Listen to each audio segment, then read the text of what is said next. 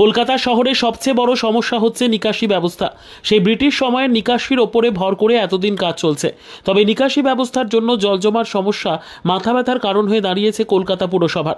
তাই এবার নিকাশি সংস্কারের জন্য শহরে 12টি খাল কাটবে কলকাতা পুরসভার নিকাশি বিভাগ, যার ফলে একদিকে মিটবে জমা জলের ভোগান্তি, আবার অন্যদিকে প্রায় নিশ্ছিদ্র হয়ে যাওয়া নয়নজলি ফিরবে তার পুরনো অবস্থায়।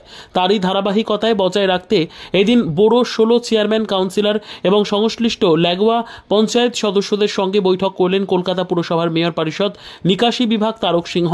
দীর্ঘক্ষণ ধরে চলে এই বৈঠক। এদিন বৈঠকের পর মেয়র পরিষদ নিকাশি বিভাগ তারক সিংহ জানান যে কলকাতায় 13টি নিকাশি খাল কাটা হবে। মূলত ঠাকুরপুকুর ও জোকা অঞ্চলের বিস্তীর্ণ এলাকা জুড়ে জমা জলের সমস্যার সমাধানের জন্য সিদ্ধান্ত গ্রহণ করেছে কলকাতা পুরসভা। তারক সিংহ জানিয়েছেন যে মূলত 142, 143 এবং 144 নম্বর ওয়ার্ডের মধ্যে এই খালগুলি কাটা হবে। তার জন্য ন্যাশনাল ডিজাস্টার ম্যানেজমেন্ট থেকে 36 কোটি টাকা দেওয়া হয়েছে বলে জানালেন মেয়র পরিষদ নিকাশি বিভাগ। এছাড়া তিনি বলেন যে এই সব অঞ্চলে ওয়াটার পাম্পিং স্টেশন থেকে শুরু করে ড্রেজিং করা খালের সংস্কারের কাজ করা হবে। এছাড়াও শহরে সেন্সার লাগানো হবে, যার মাধ্যমে প্রযুক্তিগতভাবে কোনো জায়গায় কত বৃষ্টি হয়েছে তার সঠিক পরিমাণ জানা যাবে বলে জানালেন তারক সিংহ।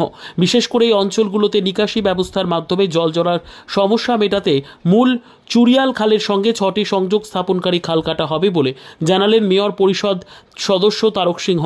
পাশাপাশি রানিয়া খালের সঙ্গে 3টি এবং জুলপিয়া খালের সঙ্গে আরও 3টি লিঙ্কিং স্থাপন করা হবে বলে জানালেন তিনি। সব মিলিয়ে প্রায় 30 কিলোমিটারের কাছাকাছি খাল কাটার কাজ হবে বলে জানান তারক সিংহ। ইতিমধ্যেই কলকাতা পুরসভা বিভিন্ন নিকাশি খালের সংস্কারের কাজ শুরু করেছে কলকাতা পুরসভা।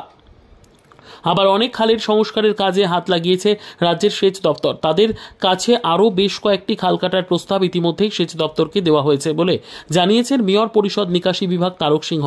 যে নতুন 12টি খাল কাটার সিদ্ধান্তের মধ্যে একটি খাল পার্শ্ববর্তী গ্রাম পঞ্চায়েতের রয়েছে, ফলে যাতে কলকাতার পাশাপাশি সংশ্লিষ্ট গ্রাম পঞ্চায়েতের জল জমার সমস্যা যাতে মেটানো সম্ভব হয় সে বিষয় নিয়েও এদিনের বৈঠকে আলোচনা হয়েছে।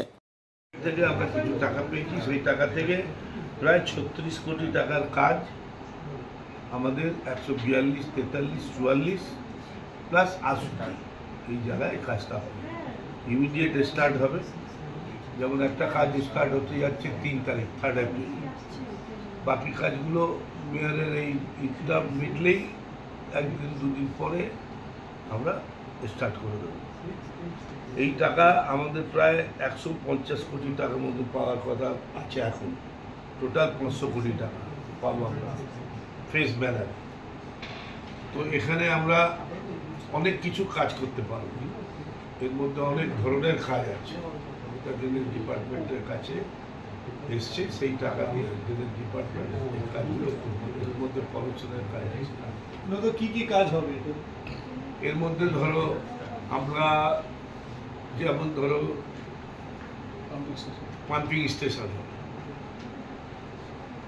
কি বলে ওয়াটার বডি হবে, ওই খালকাটা তো হচ্ছে, ওটা কি বলে রিচার্জ, ওয়াটার রিচার্জ হবে। মানে বৃষ্টির সময় যে জলটা হয় সেটাকে আমরা ধরবো, ধরে মাটির তলায় দেবো, জল কমে যাবে। স্টর্ম ওয়াটার ড্রেনেজ লাইন হবে। তারপরে ড্রেনেজে পিউরিফাই হবে নোংরা জল। এই সমস্ত কাজ যাতে কলকাতা শহরে যেখানে যে ওয়ার্ডে বৃষ্টি হবে, কত বৃষ্টি হলো তার মাপটা বোঝা যায়। এখন যেটা ম্যানুয়াল হয়, এটা ম্যানুয়াল হবে না, এটা অটোমেটিক হবে। ইলেকট্রনিক্স সিস্টেম, কি সেন্সার, সেন্সার তো থাকবেই, তাহলে